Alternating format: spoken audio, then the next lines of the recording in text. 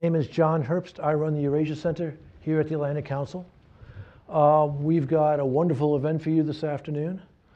We had an election yesterday in Russia, which had a result which was not unexpected. But there are nuances there which are worth exploring, and we've got a wonderful panel here to provide that exploration for you.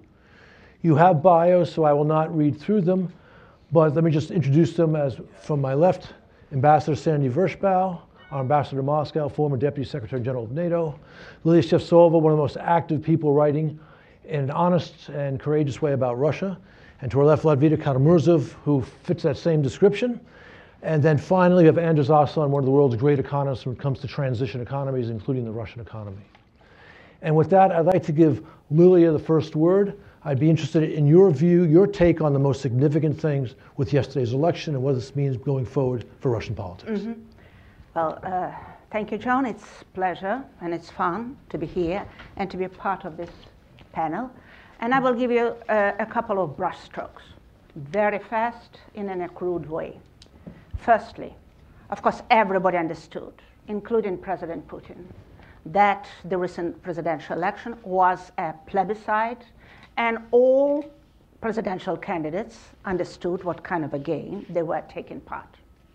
Secondly, was Putin fighting against someone? No, he was fighting with himself, with his previous popularity and results. Having an approval rating around 80%, of course, he could not make 50% of the vote. So he was looking apparently at the results of the election in 2004, in 2012, and he could get impression that he has satisfactory victory. 77% the result of this plebiscite against 64% in 2012. Thirdly, is Putin getting satisfactory legitimacy after the plebiscite? I would say that in the Kremlin we have serious people, and they do really understand that situation, plebiscitarian situation, is quite situational, and legitimacy is probably short-lived. That's why we had absolutely desperate campaign in the end of March when President Putin rejected the previous legitimacy and the previous role of gatherer of Russian lands and shifted suddenly in the end of March to the new role and new function, defender of the Russian state of motherland and terminator, ready to kick over the global chessboard. It was decision of the last several weeks. And next question, will Russia, the elites and the society will accept this kind of new legitimacy? How long and sustainable and durable this kind of legitimacy could be? I will give you only several results of the polls in the end of 2017, not now, but 17. And here we have the view of Russians of what Russia should be. First of all, Russia should be a great power, but not a militarist great power. 59% of Russian respondents were saying that the major goal of the Russian state and Russian foreign policy is to guarantee the Russian economic well-being. Only 19% consider that Russia has to become the state that would stop the US aggression and expansion. And only 14% consider that Russia should stop expansion in the former Soviet space. And ironically, supporting Crimea annexation, 56% of Russians said, we do not agree that Crimea should be paid out of the Russian budget. So it's quite possible that new Putin's legitimation idea to be terminator, to be defender of the motherland, and militarism, and also, playing bully around the world would be supported by the Russian society. So I will finish with the following probably conclusion. It's quite possible that the new presidential term will be a kind of time when we'll see a pretty formidable and pretty, I would say, a pretty sharp conflict between the necessities of Putin's survival, between the agenda of his own regime on the one hand, and the system of personalist power on the other. And the system has elaborate mechanism of survival: to be with the West, to have dialogue with the West, to be inside of the West. This is the interest of Russian rentier, of Russian Londongrad, etc., and to insulate Russia from the West. So far, Putin started to undermine the key principles of the current Russian state and the system survival. And in the end, I would say that President Putin will be presiding over his last chapter. Despite of this, energy on the surface, we see apparently the political scene that will be changed pretty soon. The old opposition, the old parliamentary parties, they will vanish. The older generation will go to the cemetery. And now the Kremlin is trying to fill the vacuum with new people. And a lot depends to what extent Russian civil society, the new Russian opposition, will try to create new resistance and new alternative to the Putin's regime and to Putin's state. Lilia, Thank you. That's really interesting. I'd like to ask you one quick follow-up question, Sure. then I'll turn to Vladimir. You say that he seems to be putting himself on a course to challenge the current Russian system. Could you just give a little bit more detail to that? If the mechanism of survival of the Russian personalist system that has been created after the collapse of the Soviet Union was to use the Western resources, to use the Western finances, to use the Western technology, to build together with the West, very powerful, rather cynical, I call it Manafort lobbying machine in the West.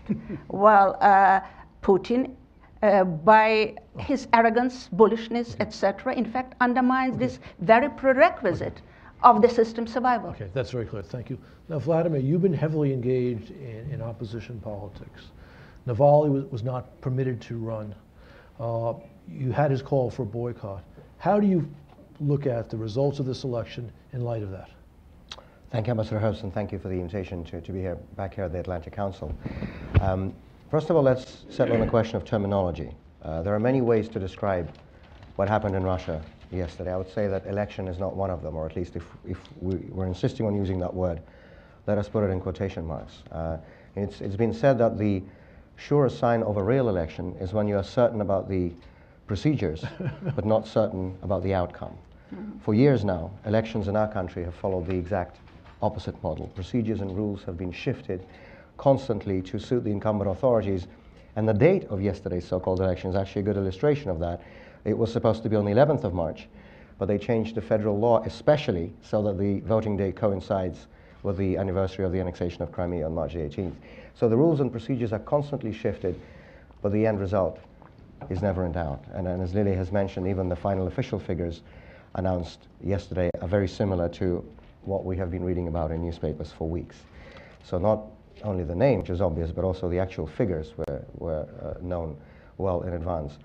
And yesterday, several opposition groups, civil society organizations, including our own movement, Open Russia, including the Golos movement, including Alexei Navalny's Anti-Corruption Foundation, have been conducting extensive monitoring of the so-called election. And they documented the usual plethora of vote-getting methods that Putin's regime is known for: ballot stuffing, quite open, quite unashamed ballot stuffing, bloated voter rolls, organized so-called carousel multiple voting, dead people voting, people voting because of threats of being sacked or expelled from universities, and many, many other things.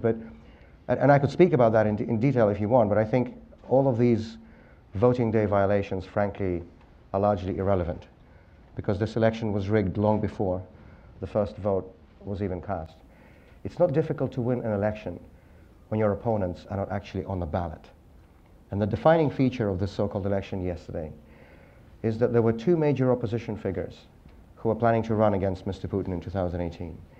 One was Boris Nemtsov, the former Russian deputy prime minister, the leader of the democratic opposition in Russia.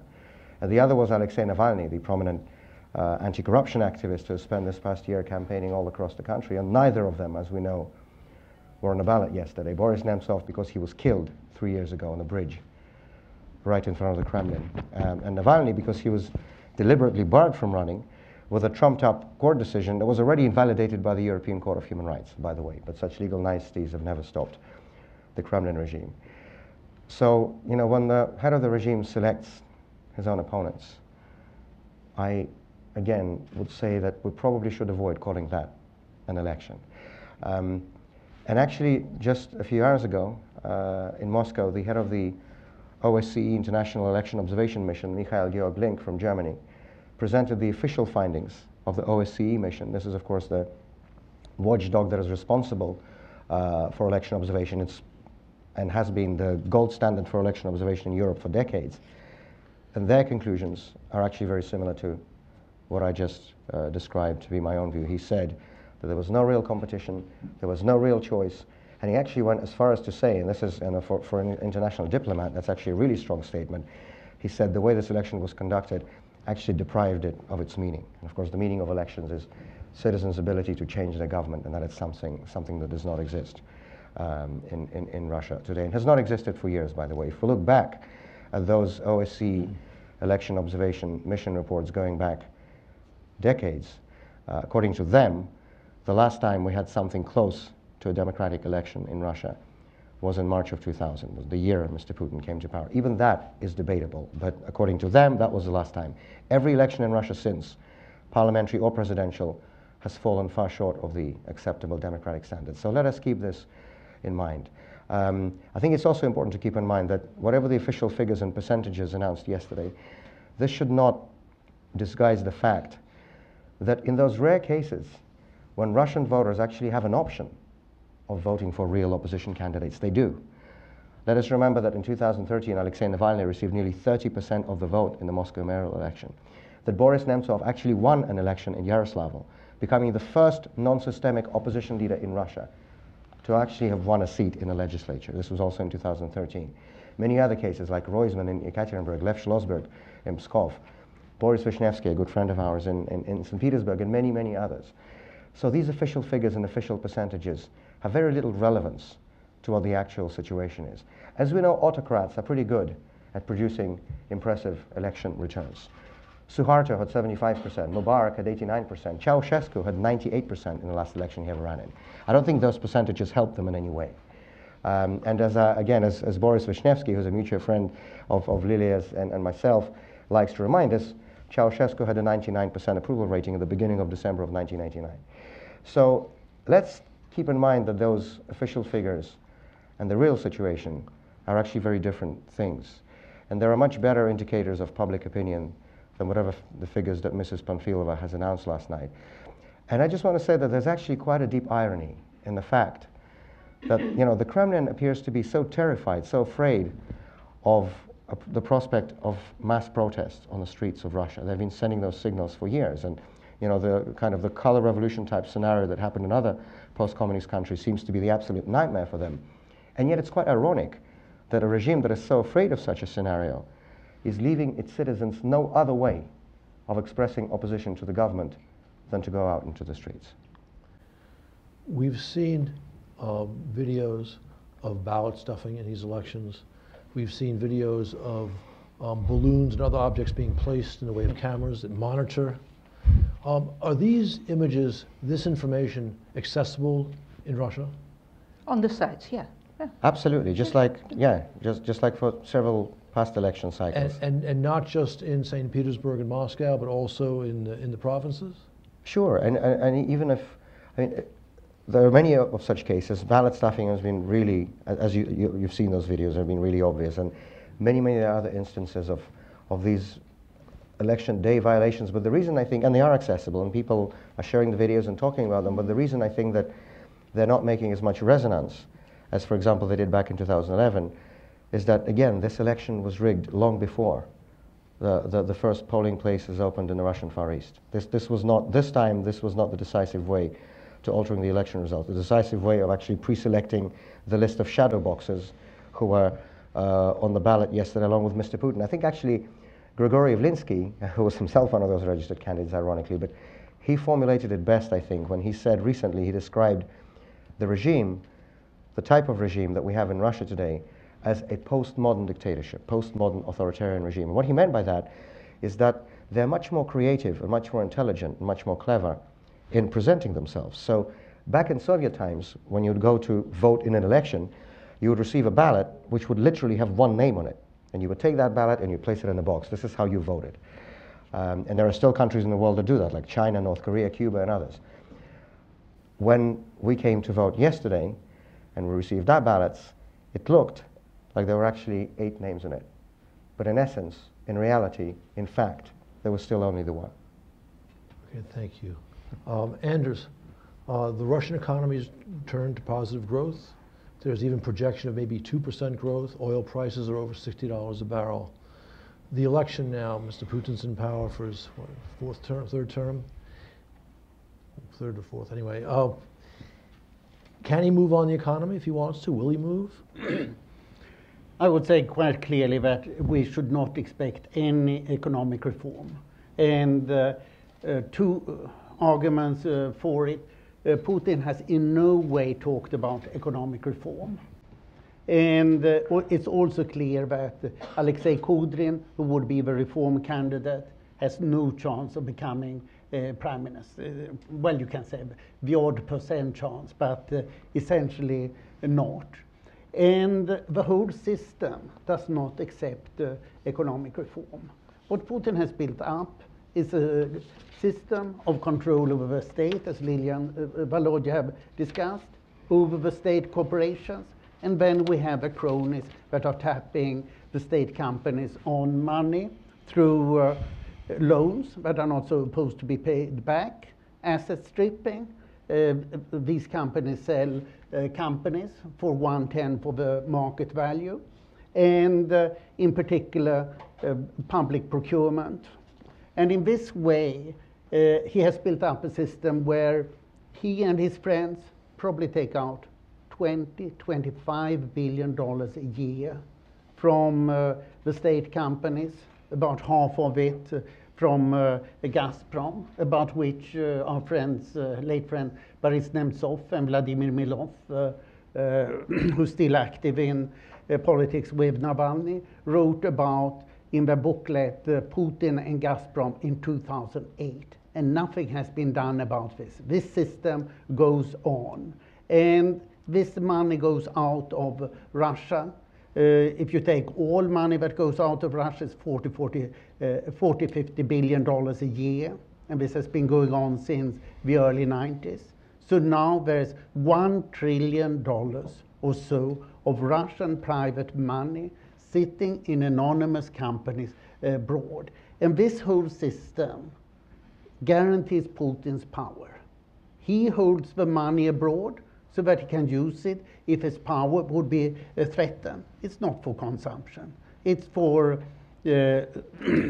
maintenance of his power. And therefore, he can't change the system, because then the people lower down in the breadline, they would stop supporting Putin. So therefore, I don't see any possibility for reform. Then you wonder, if this is the situation, can it hold? What Putin learned in '98, it is financial crisis is bad, because then the government disappears. And he does not want to see a political destabilization coming out of financial instability. So Putin's slogan is, in effect, macroeconomic stability, but low economic growth. He has not talked essentially about economic growth, apart from in agriculture, in the last couple of years, and is simply not interested. It's not the theme. Instead, he talks about the wonderful macroeconomic stability, low inflation, little public debt, large international reserves, etc., and low unemployment, 5%. But not about getting higher economic growth. But then one wonders, will this hold? I'm not sure. Everybody now says, you said 2% growth. The consensus is 1.5% to 2% growth. I rather think that it could be worse. Because what is happening now is that Putin's friends, Gennady Timchenko, Arkady Rotenberg, Yuri Kovalchuk, that they are buying more and more enterprises, and the same is happening with the big state corporations, in particular VTB, the big state bank, and Rosneft. And this means that the efficiency in the economy is declining. A typical example, Russia has a wonderful big grocery chain, Magnit, that has been built for 20 years by one chap, Sergei Galitsky from Krasnodar, from the provinces.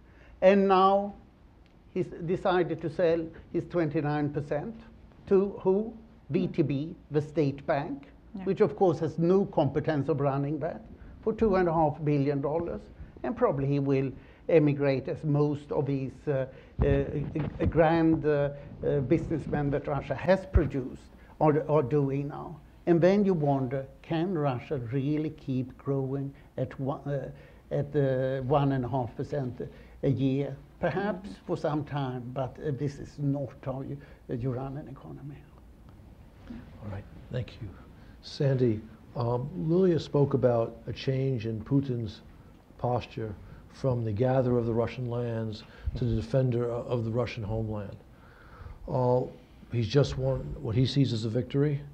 Does this open his hands, open his options to pursue either, on one hand, a policy of peace in Ukraine, to actually put on the table terms that would be reasonable, or alternatively to pursue a more adventurous course?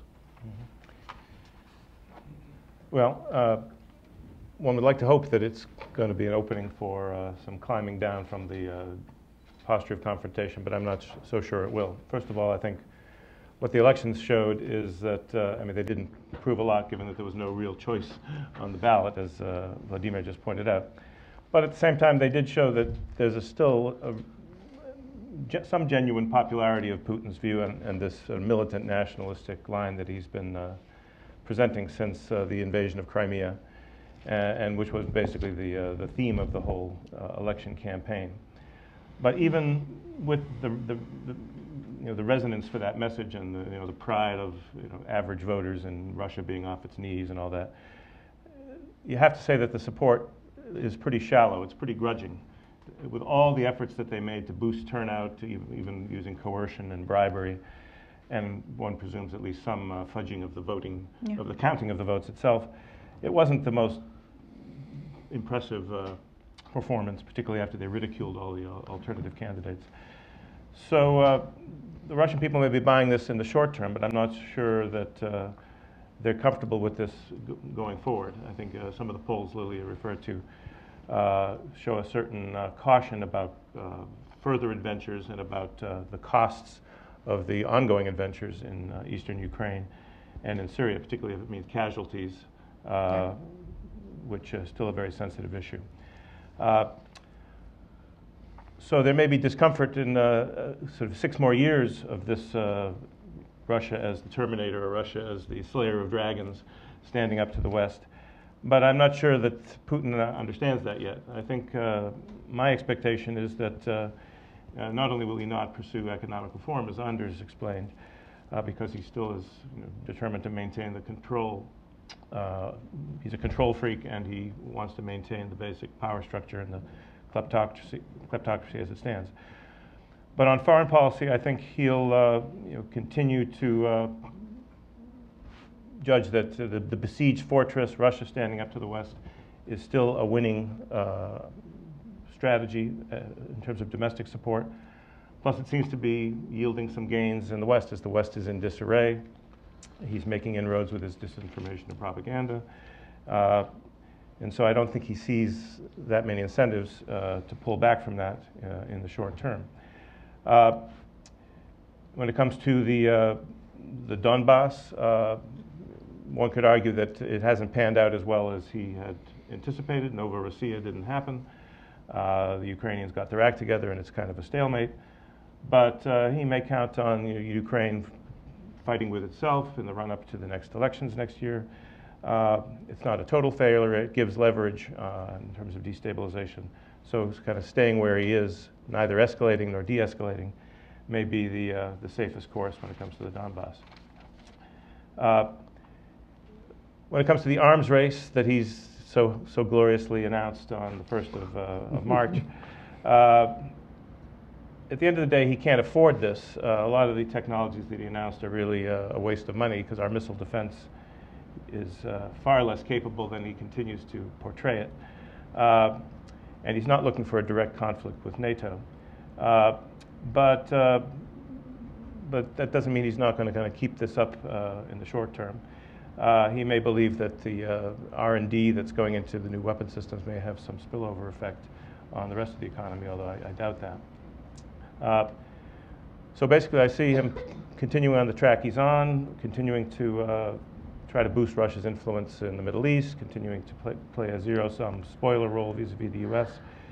The bigger question is, whether at some point during this 6-year term, the pressures of economic stagnation and popular discontent over that will begin to manifest itself in a more coherent way than it has to date. I don't think anybody believed his campaign promises about improving living standards or education or health care. They've heard that all before in the previous elections, and Russia's fallen further down the ladder of world economic powers, now competing with Portugal and Thailand. So there may be a moment where it's the economy stupid begins to affect his calculations, and he has to pull back, both in terms of domestic reforms and a more conciliatory approach towards the West. But I don't see that happening in the near term. I think the question is whether we can influence that decision beyond the internal contradictions. I think if the West, that means the US and Europe acting together, can not only maintain sanctions but increase the pressure on Russia, keying off the Skripal event, the Skripal assassination attempt, the continued violence in the Donbass, whether we can make the case that it's time to increase the pressure on Russia. Without that, though, I think Putin will be able to ride it out. The omens are not good, given that you have more countries in Europe, like the Hungarians and others, soon the Italians, when they form a government, less and less reliable in support of the existing sanctions. The notion of adding to the sanctions regime may be a bridge too far. So we could influence it, but I'm a little skeptical that the West has its act together sufficiently, and that includes the United States, of course, to actually put significantly increased pressure on Russia that might change its calculus during the next 6 years. Sandy, you mentioned something which has been very much in the news, meaning the poisoning of Skripal and his daughter. That suggests that Mr. Putin continues to have a very high tolerance for risks, since he did this just before the election. Do you think that provides any insights into what we might expect from him going forward? Well, I think the fact that either he specifically did it or he allowed whatever sort of standing orders to his agents to be executed at this seemingly awkward time suggests that this posture of defiance, that the West can't touch me, that the West can't respond effectively to the challenges that I'm posing. I think that was, I think, the message he was sending to the West and to Russian voters, and I think unfortunately the Russian voters kind of were taken by that to some degree. It may have even boosted the turnout. So that, I think, reinforces my judgment that he's likely to stay on this confrontational course.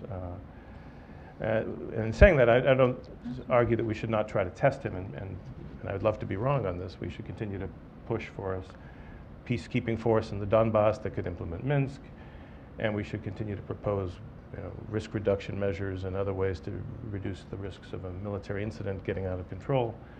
But he's been pretty oblivious to these proposals for the last couple of years, and I fear he's likely to remain oblivious unless we find ways to significantly increase the pressure. Lilia, I'm going to do something dangerous and make a public assumption. I assume that when you refer to Putin in part as the Terminator, you had in mind Skripal. But your thoughts on that operation and what that means for Putin's mindset going forward? John, I would agree with Sandy's assessment. And at the same time, I would like to highlight one very dramatic moment. Irrespectively of who ordered this kind of attack in the UK, it is already viewed by the Russian elite, and especially Russian rentier class, that is moving back and forth between Russia and the West, as a warning that says, don't you dare, we are watching you, And we cannot forgive any kind of attempt to be a traitor. Okay, treason will be punished. And in the current context, when the West and especially, the United States are so active with the sanction regime, trying to influence the Russian elite, and especially elite with property abroad, this is a kind of message to those people who could be influenced by sanctions. Folks, just stay calm. Otherwise, our punishment could be much worse than their punishment. And I'm looking at Dan. Joke, thank you. Well, so this is how it's being viewed now. So this is really a new element that will probably influence the behavior of the Russian establishment and business class. An interesting point. Actually, let me add jump here. To me, this looks like a win-win situation. First, this is a national mobilization in Russia, the Skripal poisoning. Second, the UK looks completely impotent, which is another win for Putin. And thirdly, the West is divided and doesn't act together, which is a third. And then the fourth point, which Lilia said, that the Russians abroad get scared. So this is a win-win, very clever by Putin, as long as the West doesn't do anything more. Just briefly on the point that Andrew just finished on, as long as the West doesn't know anything more. People are debating what kind of response, what kind of reaction to these things there should be. And we actually know the answer to that. And the answer to that was provided first by this country a little more than 5 years ago, in December of 2012, when the United States became the first country in the world to introduce a groundbreaking principle in international affairs. It should really be a simple principle if you think about it, but it was groundbreaking when it came about. And that was the principle that responsibility for those abuses, for human rights violations, for corruption and other things like that should be actually applied where it belongs, to the people who are perpetrating them. And I'm talking, of course, about the Magnitsky Act that was passed in the US and became law in December of 2012. And the principle behind that law is that those individuals who engage in corruption and human rights abuses will no longer be allowed to receive visas, own assets, or use the financial and banking system of Western countries, because that is what they do.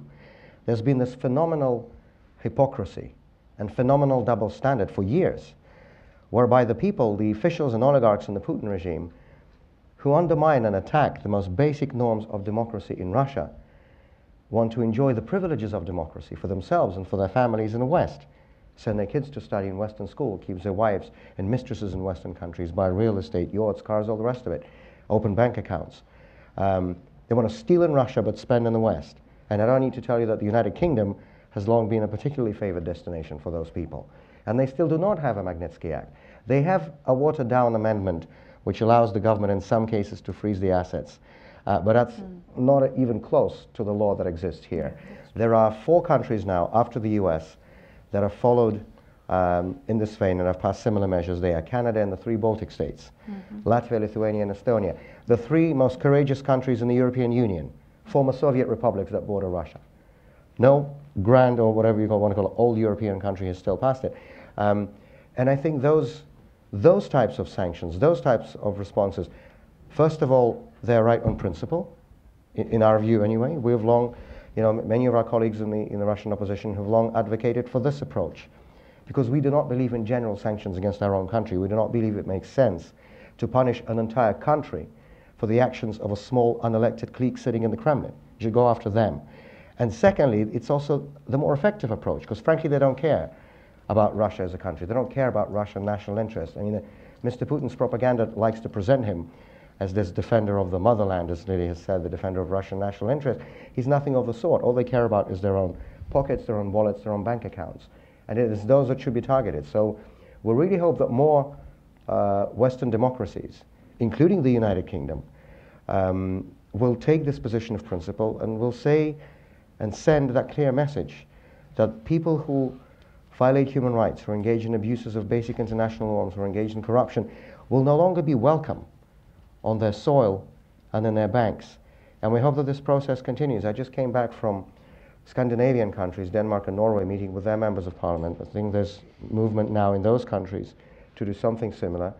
We are certainly in touch with many members in the British Parliament, in all parties, with the goal of achieving something of that sort. And frankly, how many more signs does the UK need to do something like this? I mean, you're talking about, of course, the Salisbury poisoning case. Well, unfortunately, as we all know, this is not the first one. And last week, the British government announced that they're now going to review 14 cases of suspicious deaths of Russian citizens on British soil. Well, where were they before? I mean, when Alexander Litvinenko was killed in 2006, a British citizen murdered on British soil with a radioactive substance. It took his widow, Marina Litvinenko, 9 years to go through the British judicial system to force the British government to even have an inquiry about it. They didn't want to do anything. Alexander Perepelichny, the whistleblower in the Magnitsky case, a healthy 44-year-old man who went out to jog and dropped dead in 2012. There's still an inquiry going on more than 6 years afterwards, and it's going on very reluctantly. And many, many other such cases. Of course, since the Skripal case, there's also been the case of Nikolai Glushkov, an associate of Boris Berezovsky, who died as a result of strangling, and now the British police is treating that as a murder investigation. Again, where were they before? And the mentality of the people, the former KGB operatives, or I guess there's no such thing as a former KGB operative, who are in charge of our country today, is that, if there's no reaction, why not try doing it again and again? And it's better late than never, and hopefully we'll finally see some reaction now. It's true, Vladimir, that we've all been looking for that stiff British upper lip without much success. But to flip things a little bit, certainly yesterday's result was not a surprise. Where do you see the Russian opposition going now in terms of trying to get their message out to the people of Russia? Well, I think, frankly, nothing changes for us because this was not a real election, this was not a real political event, this was just a stage show. And so we continue working as we have been. And the main directions of our work, and I can speak certainly for our own movement, the Open Russia movement, remain unchanged. And that is to make the preparations for that future post-Putin transition. This is the main focus of all of our work in various ways. Because, some people say that, oh, Putin's so entrenched, he's there forever. And it's ridiculous to even think about what's happening, what's going to happen afterwards. In our view, it's ridiculous not to. And more than that, it's short-sighted and irresponsible not to, because, if modern Russian history shows us anything and teaches us anything, is that major political shifts, major political changes in our country can start happening quickly and unexpectedly.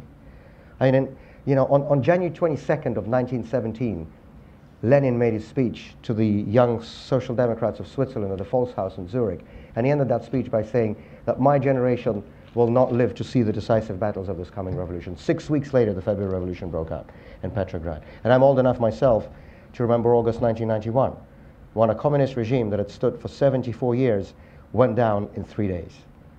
3 days. That's how things happen in Russia. But the downside of that is that nobody's ever prepared for that change. And that's why so many mistakes are made. So what we are doing now is trying to lay that groundwork, to make those preparations. And we're doing it in two different ways. Both are equally important. One way is to actually work on some of the substance of the future reform proposals that will need to be implemented during that transition. We've had, in the last couple of years, we had several working groups that have produced expert reports in various areas: constitutional reform, economic demonopolization, energy sector reform. Vladimir Milov was involved in preparation of that. And we work in other areas as well. But the second way, which I think is, well, as important as the first one, is we actually work a lot with the young generation. The new generation of democratic and civil society activists in Russia, the young people, the people who have spent their whole lives under Vladimir Putin. Let's not forget, the people who turned 18 and came to vote for the first time in the Russian election yesterday were born under Vladimir Putin. This is how long he's been in power. And by the way, on the question of terminology, Ambassador Herbst mentioned a few minutes ago that this is going to be the 4th term for Putin. Let's call things for what they are. This is going to be his 5th term, unless we want to seriously consider President Medvedev, right? This is going to be his 5th term. So we have a whole generation now who have grown up under Putin, and many of them were born under Putin, and they have no other political memories. They don't know what it's like to have a real election in Russia. They don't know what it's like to have independent television in Russia.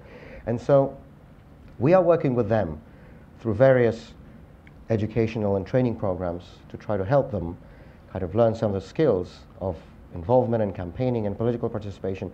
And we feel this is important work because, you know, nothing is forever, and neither is Mr. Putin and his regime. And we feel we must be laying the groundwork for what happens in that post-Putin Russia now. So this is going to be the main focus of our work going forward. There have been at least a couple of news stories here suggesting that Russian millennials who actually were voting for Putin. I'd appreciate your comment on that, also Lilia, yours as well.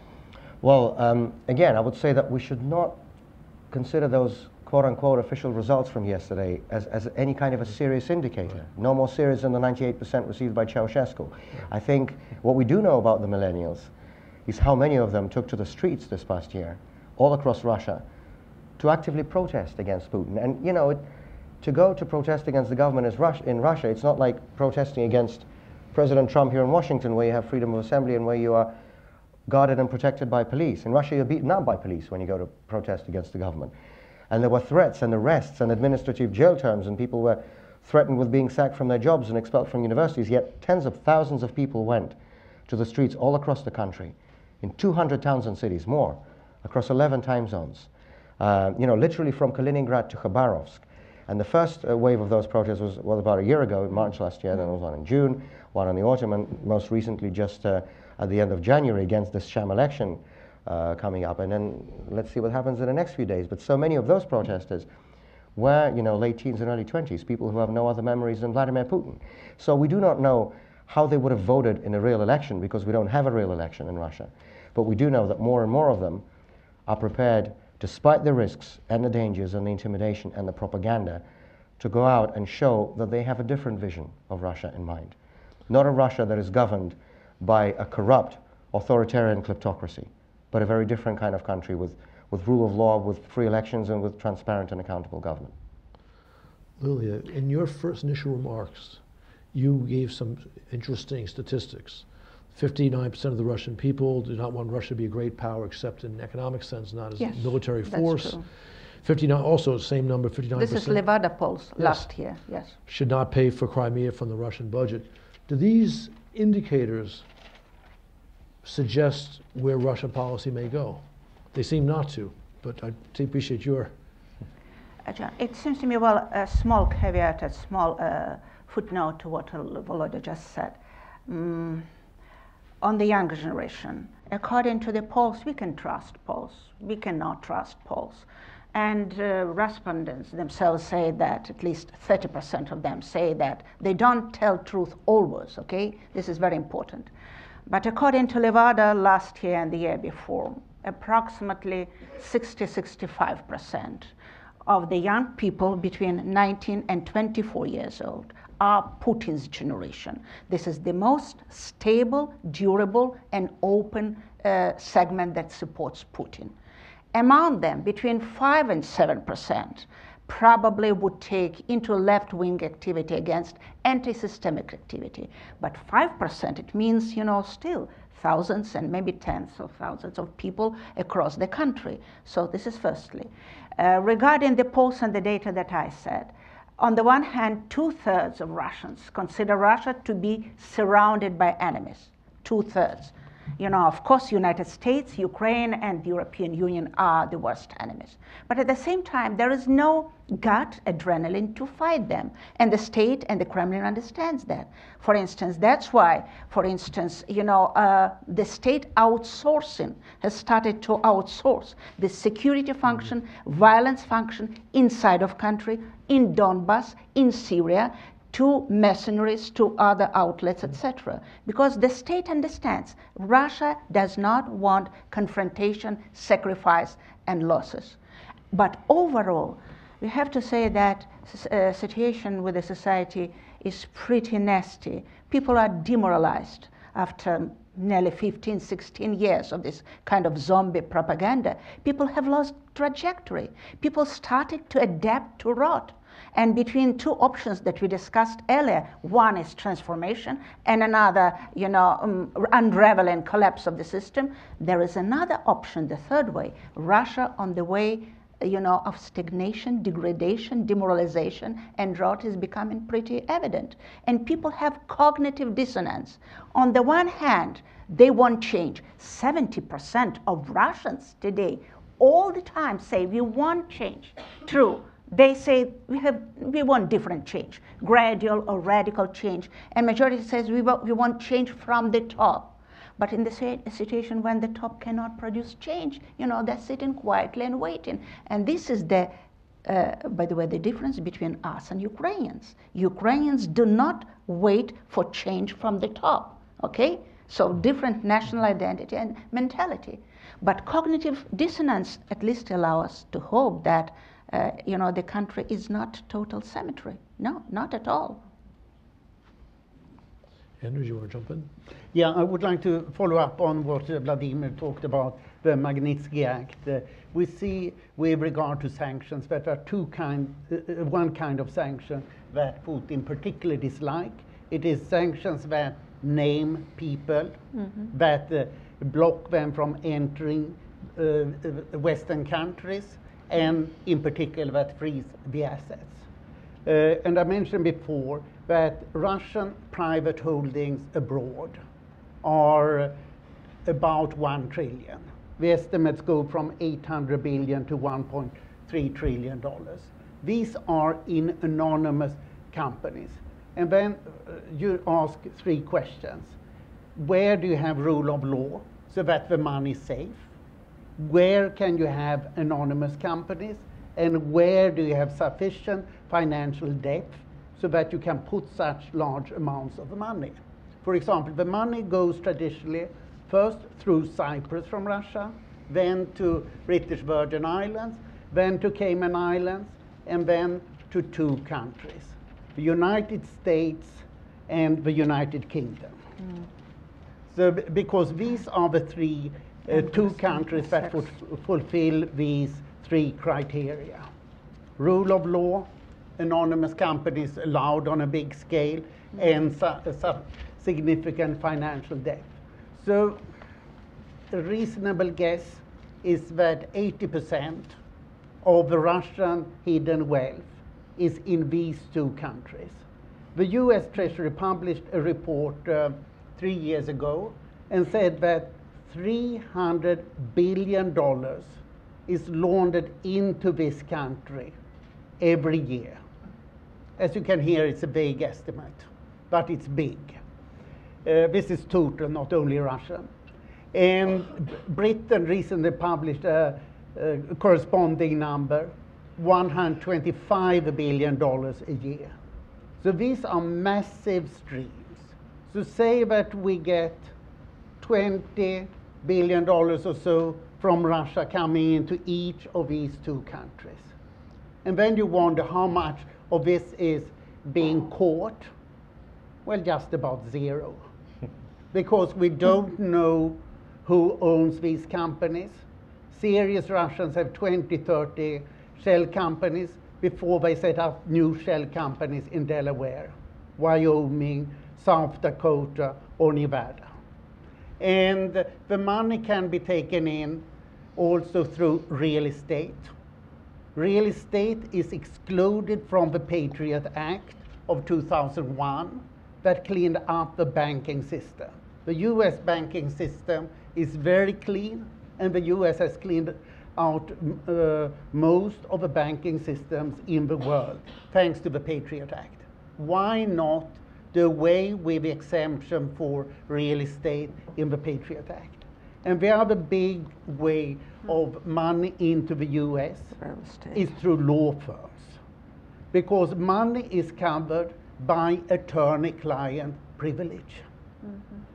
So these are massive amounts of money that are coming in to the US in this fashion, and in a similar way into Britain. So if Mrs. May were serious now about doing something after the Salisbury poisoning, she should go after anonymous companies. David Cameron organized a big international meeting against corruption in Britain in May 2016. It turned out that there are 29 essentially European countries that do not allow anonymous companies.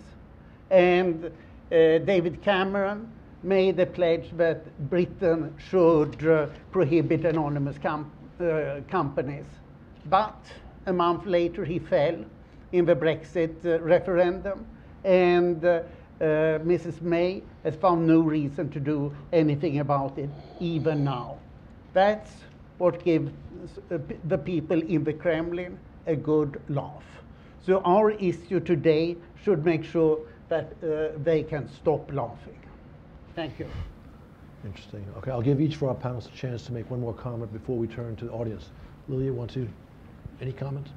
Well, we are perhaps entering a really dramatic story. 6-year story, 5-year story, with the last, I'm pretty sure, last Putin's tenure. And there are so many traps that Putin has created for himself. For instance, one of the traps, he definitely cannot leave the Kremlin, and we understand why. And Volodya already explained why. But at the same time, you know, country and the elite and the society are already tired of him. And the major talk of the day in Russia is not reform, is not economy, and who will succeed Putin? Is he going to leave, or any other way to get rid of him? So, well, this kind of, you know, agenda will pursue him until the end. So this is his major trap. And there are 2 other traps already created under his guidance, under his leadership. Well, we understand that we need change, and we understand that change cannot come from the top. And in this situation, the only way for change is from below. And Russia hates the idea of revolution.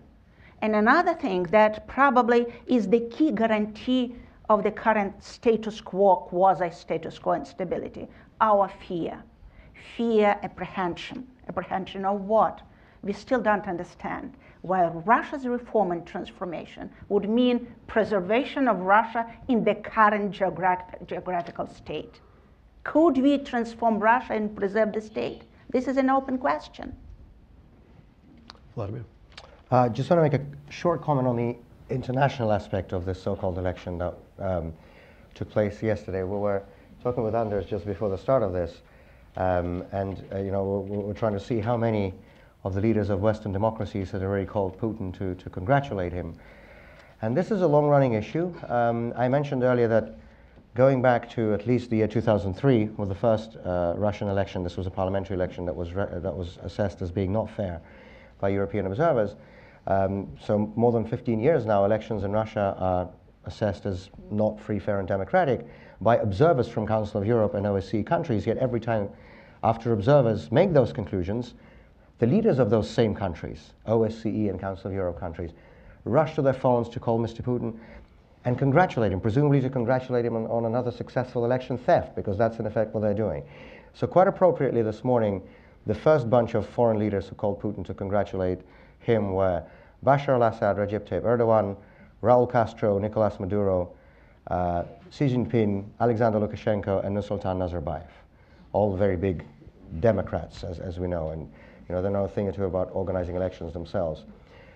But unfortunately, you know, and we were just talking with Anders about this just before our session began, so maybe now it's even updated because we've been talking for about an hour. But as of the moment of the start of this event, the President of Germany and the Chancellor of Germany, Mr. Steinmeier and Mrs. Merkel, have called Mr. Putin to congratulate, and so has the President of France, Emmanuel Macron.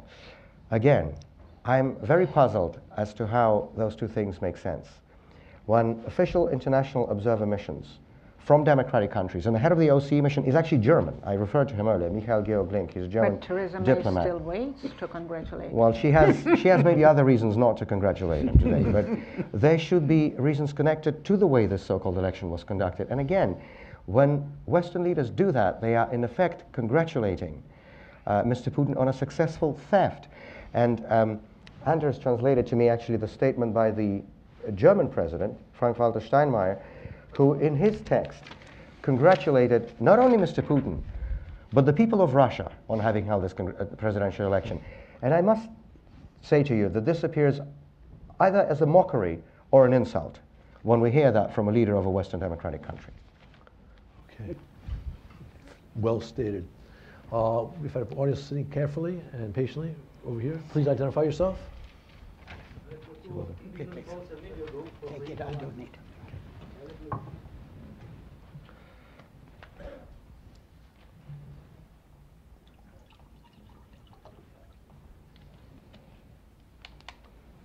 But we can hear. We can hear you. We can hear. We can hear.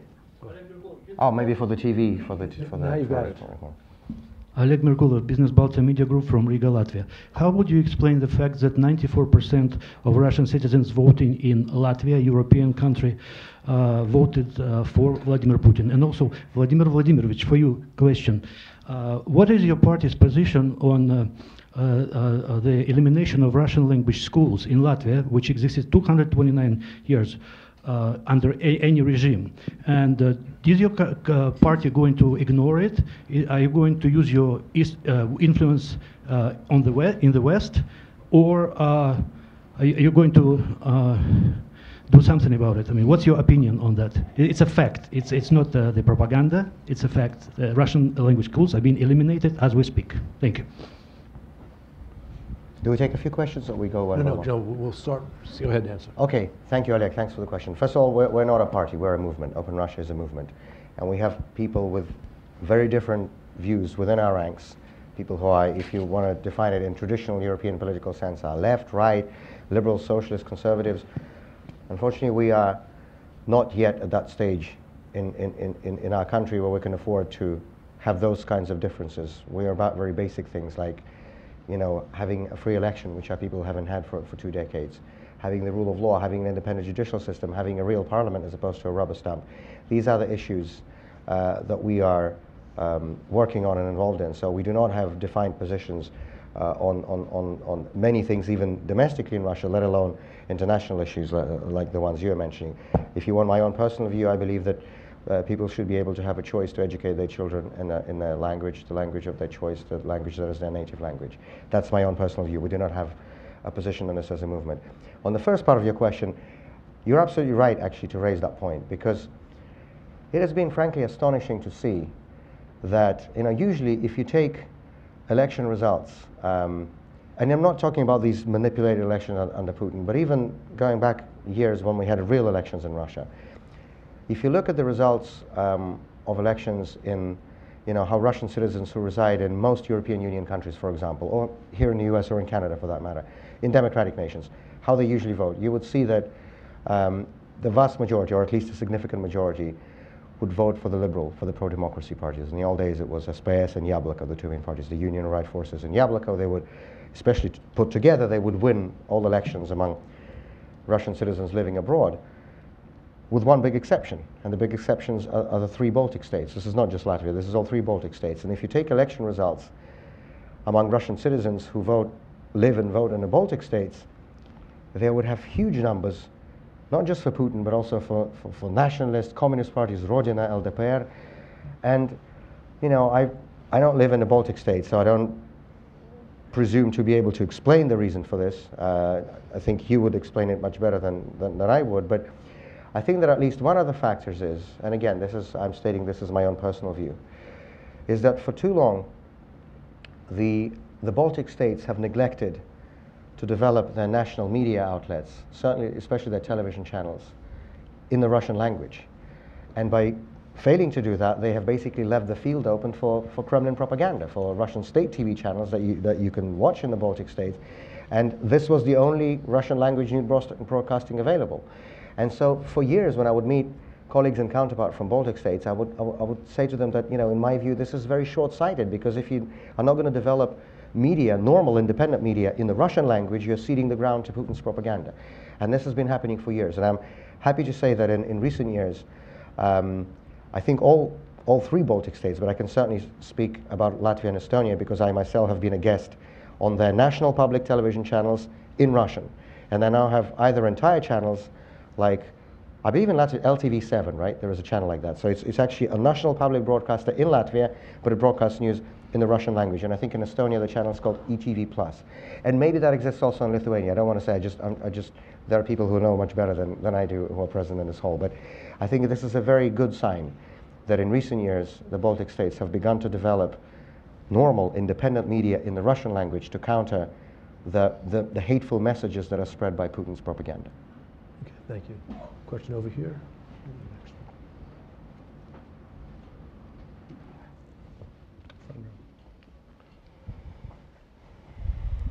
Alexei Navalny, no affiliation. Question to Ms. Shevtsova and everybody else. I would like to build up on the question of Ambassador Herbst about Putin's role as a terminator. For many years, since the moment of Soviet Union acquired nuclear weapons, it was never intended to be used. And particularly after the collapse of the Soviet Union, the Russian leadership saw it as an accessory. With the seat at UN Security Council, nuclear weapons were what provided Russia with the right to claim that it is still a superpower. With the developments, recent developments, we see intention of President Putin to crank up the confrontation with the West. And our common friend Andrei Piankovsky said in his recent article that now we're dealing with a new Putin. This Putin is not willing anymore to become friend with the West. He sincerely is willing to use nuclear weapons if the worst comes to worst. Do you think it is correct or not? Thank you. Just very briefly, thank you, Alexei, for your question. And apparently we are going to discuss this very exciting and sexy topic with Andrei Piankovsky and other friends. Firstly, I do not believe that President Putin has turned into total kamikaze and on the way of his own suicide and the state suicide. Yes, he's using this nuclear missile rhetoric, but at the same time, if we look at the developments and rhetoric of the Kremlin during the last couple of days, he tries to de-escalate his narrative, and the narrative was used definitely for domestic purpose, definitely.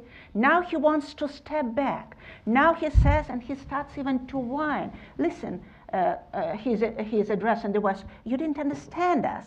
You know, now we have something very important. Maybe now we can do the bargain. So I would say this missile rhetoric is an instrument to enforce the embraces, to force the West to escalate in order to de-escalate.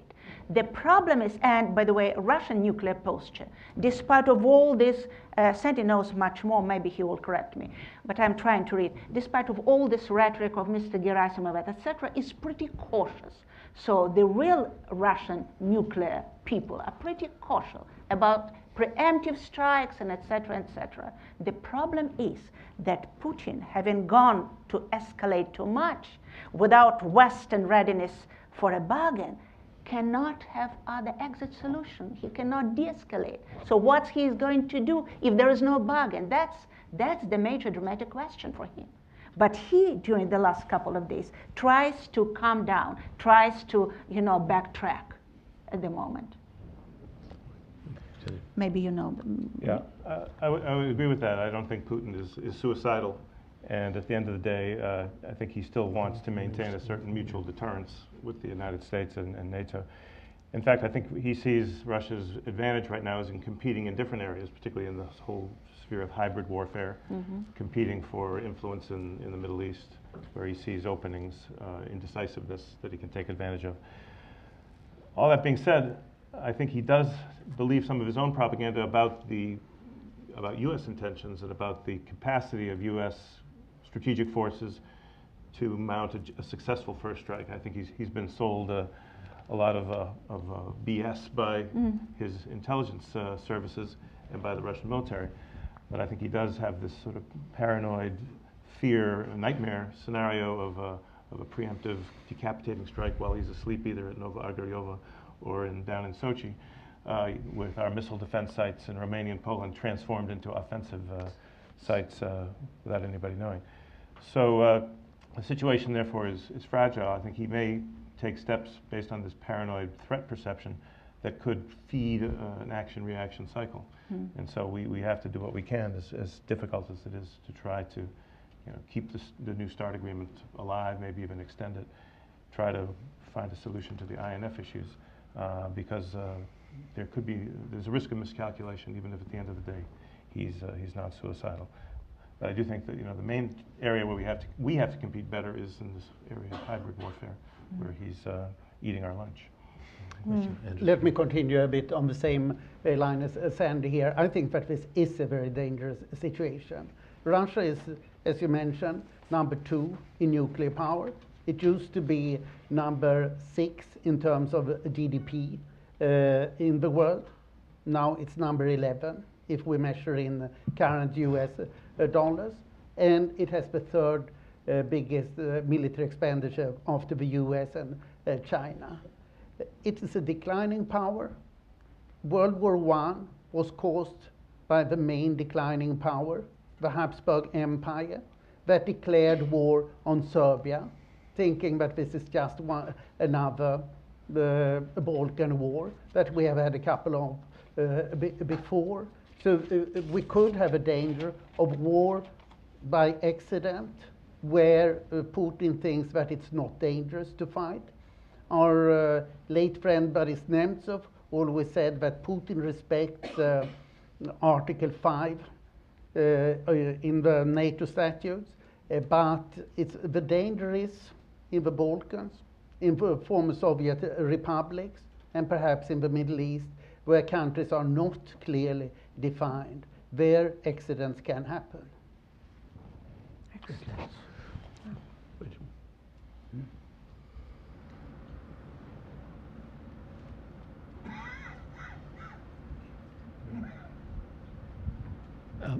I'm Harlan Ullman with the Atlantic Council.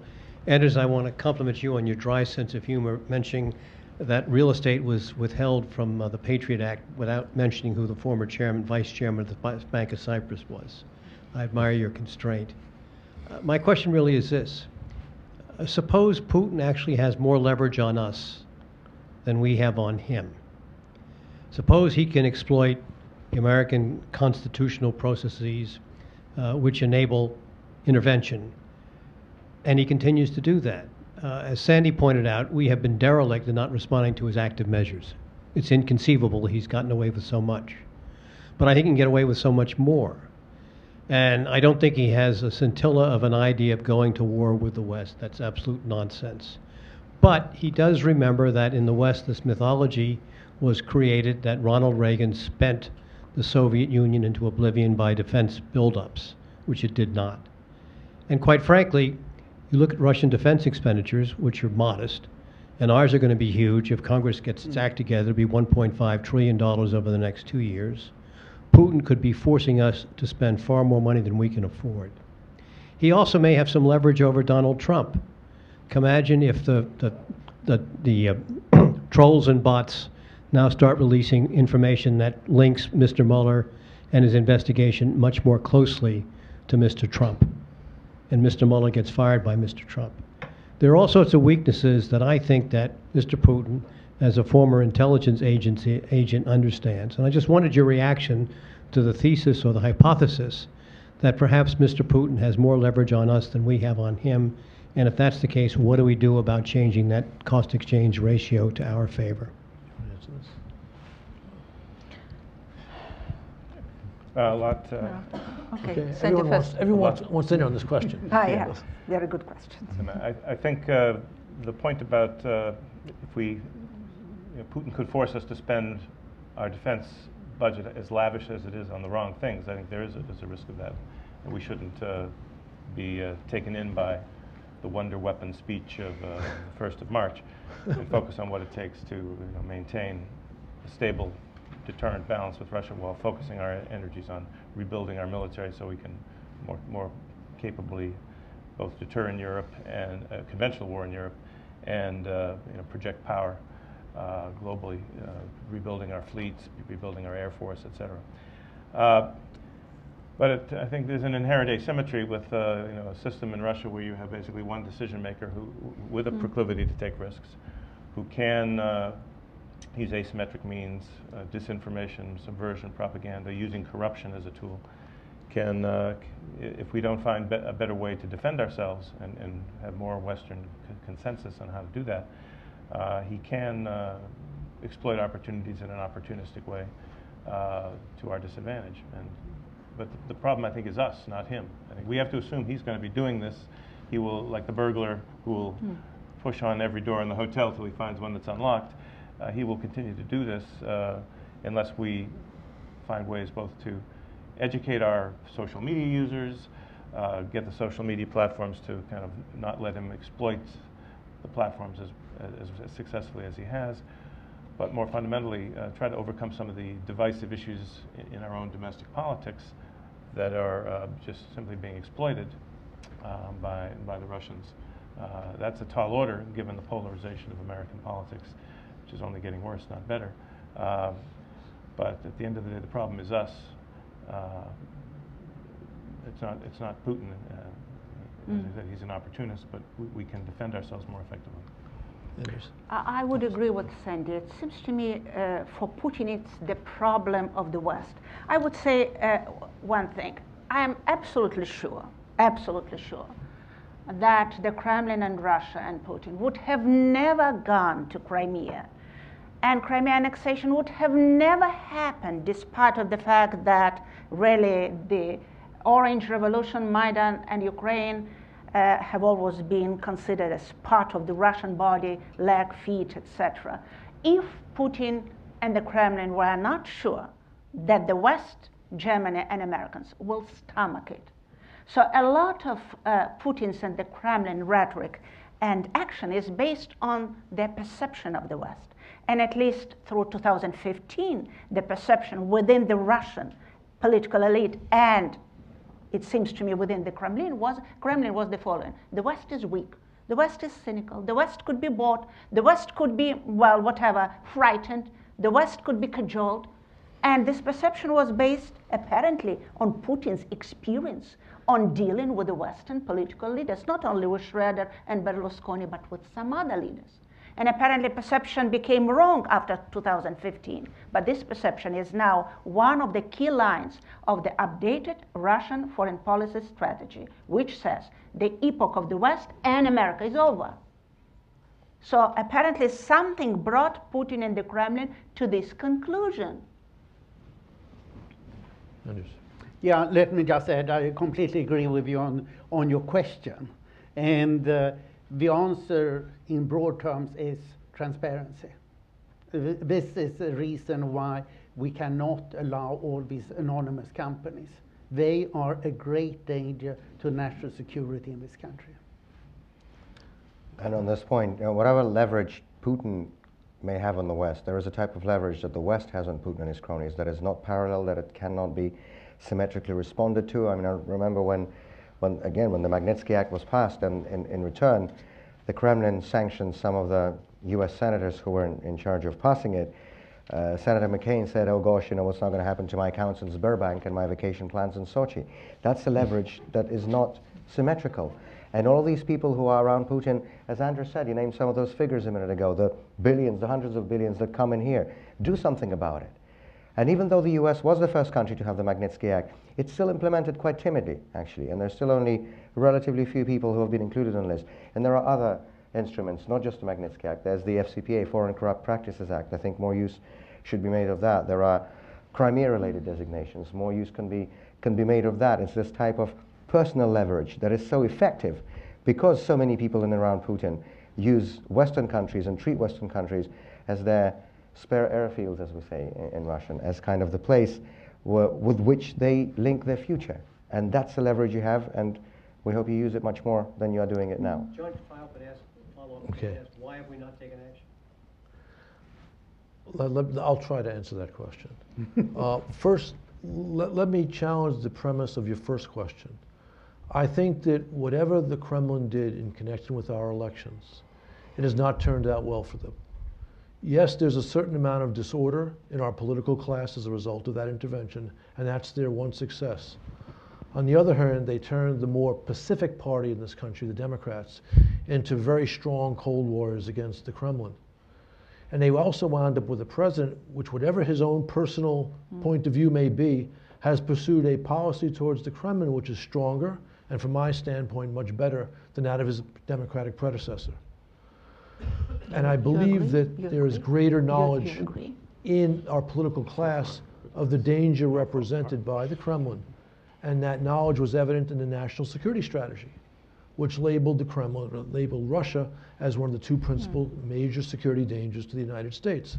A sober analysis which should have been evident years ago. Having said that, in response to your question, in response to your follow-up question, I think that, in fact, our political class is much smarter today on this question than they were 2 years ago. My sense is, and we've been working energetically in this space for the last 4 years, is that people understand the problem much better. That is translated into certain action. For example, the sanctions legislation last summer. The supply of javelins to Ukraine, which was decided in December. So I think things are moving in the right direction. The overall political landscape in the West is more complex. The election in Italy, which Sandy referred to as a problem. On the other hand, the election in France last year was, for those of us advocating a sober policy, a great success.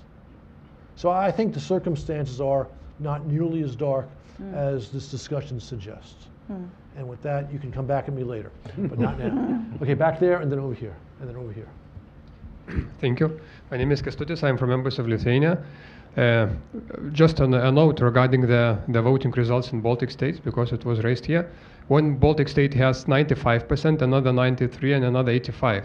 And I'm not in a position, or expert to comment on that. Just, just a note, not a comment. That I'm still old enough to remember those times when Lithuania also voted 98%, 96% during the Soviet times. But just a short, comment. And I appreciate Vladimir's comment regarding the Russian-speaking television and media that is coming to Lithuania. Just also short note that my wife is pharmacist, and 20 to 30% all the sales that she does in Vilnius is in Russian, to Russian speakers. And it's not, I think, a problem, and the environment is probably, as Lilia and Vladimir are frequent visitors in Vilnius, they can say, if they can order in Russian coffee or lunch, they can say the environment in Vilnius. And my question is back to the question regarding this discussion and what's next in the presidential term. Usually the Kremlin media sends the signals, and today there was many comments in media, Kremlin-controlled media, about the results and what does it mean, and also from the officials, Putin, short comments, and some other politicians. So maybe you could elaborate what these comments, what kind of message, after already the results were announced, what kind of messages are sent to West by the Kremlin, by these comments? Thank you. Well, I will start because, well, I've been just watching it for the last 2 days, the programs. It seems to me that the talk show on the Russian major channels, they still have this inertia, well, anti-Western, anti-UK, anti-American, but Putin himself and already the news are given another much softer line. Putin wants unity inside of the country. Our opponents should join us in our mission to rebuild the country, our joint work together, no domestic revenge or retribution. And on the outside world, we are going to cut the military expenditures, Putin said. We are not going for an arms race. We want peace and we want negotiations with the outside world. So these were the first line after the missile talk, which means that he's just sending some impulses, whether he could find some kind of consensus with at least maybe Germany, maybe United States.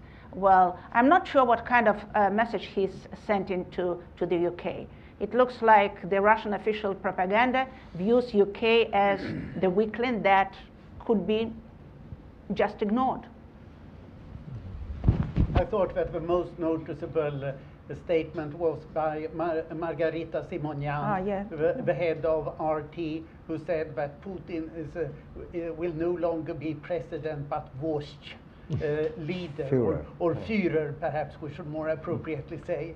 And that suggests that she indicated it's time to change the constitution so that Putin can sit forever, while Putin yesterday said that, oh no, he would not want to be re-elected in 2030.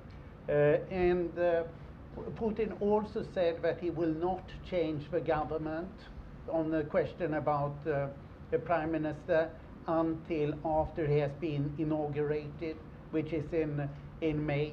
And there is a discussion whether Medvedev will hang on, which is my bet.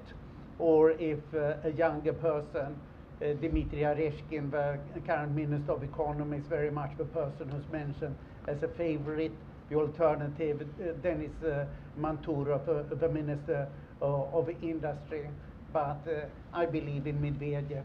You can't be weaker or more mediocre than Medvedev, so why change him? And why change constitution? He could stay without changing it forever. As he did between 2008 and 12. Switching places again. Okay, I saw two hands. We'll get both questions. Okay. Good. Thank you. Gregory Pfeiffer, I'm a journalist. I wonder if, first of all, thank you very much for everything you said. It was terrific presentation. I wonder if, notwithstanding the fact that it's accepted by almost everybody that Putin is around for the foreseeable future, there's just general speculation about a post-Putin future. What might that look like? Whether we're still underestimating him as a student of Russian society. He has been remarkably consistent from the very beginning. He has constantly ratcheted up his administrative control over Russia. He's done it often by surprising his opponents. That is why I think the Skripal poisoning is very telling. He surprises and he changes rules, and he triumphs in his way that way. But also that we are underestimating the value to him of corruption, not only as a tool by which he controls the ruling elites and enriches himself in the elites, but the entire society. Corruption coerces, but it also co-opts, because everybody is bought in. You have to be part of the system. And so in 2012, when many people inside and outside of Russia wrote him off, banking on the younger generation, we see today that young Russians are just as nationalistic, if not more, than the rest of society often. So again, I just will repeat, are we perhaps underestimating his ability to control society in that way, and perhaps possibly point to chosen successor at some point before his term ends? Well, it seems to me that we underestimate now, at the moment, ability of the society to respond to Putin. This is firstly. Regarding corruption, well, Putin apparently, having exhausted all previous tricks and instruments, could start the struggle. Well, he in fact has started the struggle with corruption of his own regime. And we have cleansing on all levels of the bureaucratic machine, governance, power structures, etc. And maybe Putin presiding over anti-corruption regime, this is absolutely wonderful idea that could distract masses for some time. But tiredness is evident. And this kind of regime without idea, vision, and mission cannot exist for a long time. And he himself understands it. Just look at his face. He is tired. He's tired with the exception of one thing. He adores foreign policy. The rest simply became a kind of, distraction that he doesn't like. You mentioned in a question that Mr. Putin has been known to surprise his opponents very often, and I would agree that is true generally, but there was one time when Mr. Putin himself was greatly surprised, and that is when more than 100,000 people went to the streets of Moscow in December of 2011 to protest against him. We were surprised too, by the way. If somebody told me in September of 2011, when the castling was announced, that 3 months from now we're going to have more than 100,000 people standing across the river from the Kremlin, I would not have believed it, as would many of my colleagues. And certainly they didn't expect it on the other side of that wall. But it happened. So I just want to second what Lilia just said a minute ago. Don't underestimate the ability of Russian civil society to also throw a few surprises. And let's not forget that Russia is not all just about Putin and his regime. That there are other forces at play. That there are many people in Russia, we do not know exactly how many, but we know that there are many people in Russia who reject this regime and what it stands for, and who are tired of seeing, even if we forget everything else, the corruption, the abuses, who are just plainly tired of seeing the same face on TV for almost 2 decades. This fatigue factor that Lilia has spoken about, that doesn't affect just the regime, but it affects society also. So, to hear now from people that, Putin's there for a long time, if not forever, things are going to be like this. I'm a historian by education, and I think it helps a little bit actually, because we try to look at the bigger picture. And whenever big political changes happened in Russia over the last century or so, most of them happened by surprise. 1905, 1917, certainly 1991, and 2011, the Bolotny and Sakharov protests.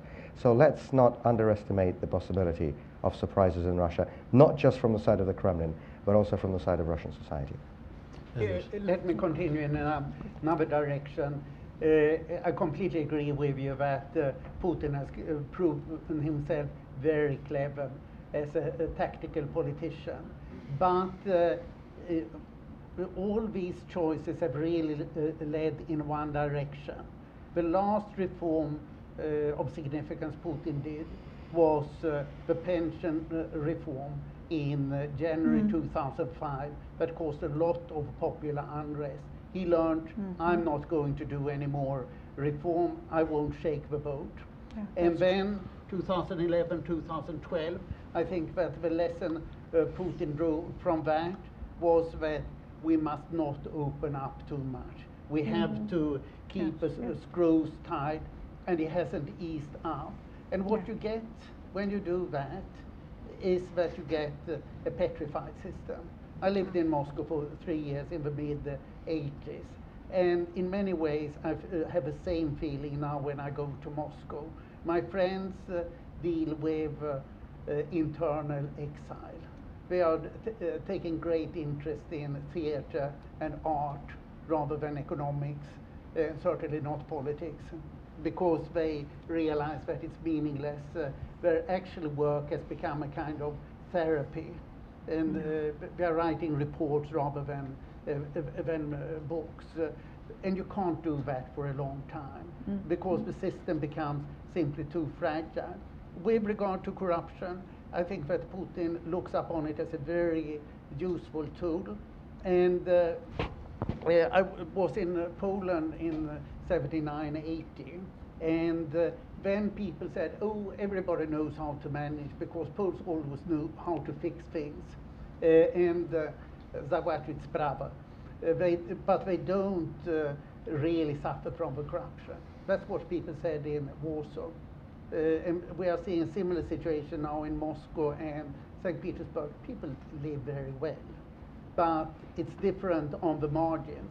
So where it started, it was in the big industrial cities on the edges of Poland, because there people suffer from corruption. We see from opinion polls that corruption everywhere is very disliked. About 70% or so normally dislike corruption. So you have a little elite that tolerate corruption and that think that it's indecent to criticize corruption. You don't do that in a good society. But it's the people below who have to pay for it. And the final argument why I don't think that this can hold, it's this enormous enrichment at the highest levels. That the top people in Russia, they are literally billionaires also when they work in the government.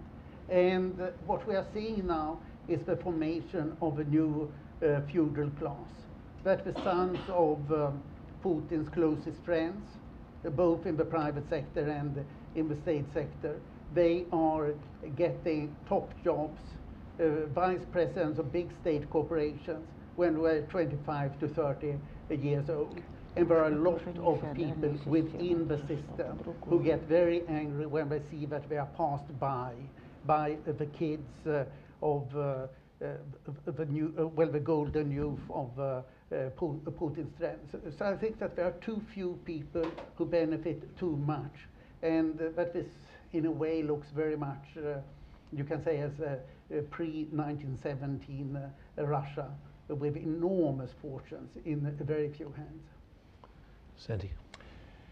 A little to add, but I agree we shouldn't underestimate Putin by any means. I mean, he's been in power in various roles for 19 years, and so that in itself shows his tactical dexterity. I agree with the point that he's ultimately bored by domestic policy and wants to kind of make his mark going forward, primarily in terms of external policy.